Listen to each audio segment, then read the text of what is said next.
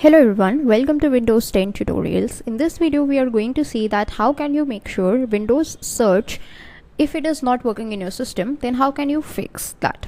So what is a Windows search? This is a Windows search wherein if you type anything, then its relevant results are shown to you. Suppose if I type in settings, then the settings app that is the best match in my case is shown to me. So it comes in very handy as a feature. We can search for any apps or any of the services that are presented to us by the Windows PC. So in this case, if your search is not working, then you might run into some issues, and we are going to see how to fix it in this video.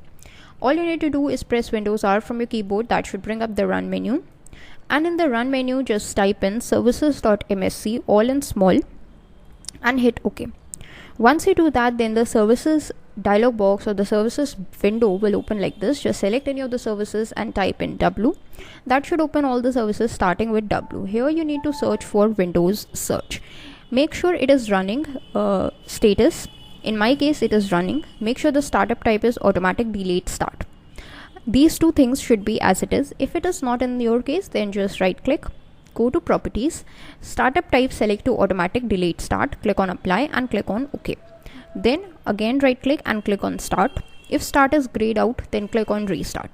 Once you've done this, then restart your system and your Windows search would have been fixed. That's it for this video. Thanks for watching.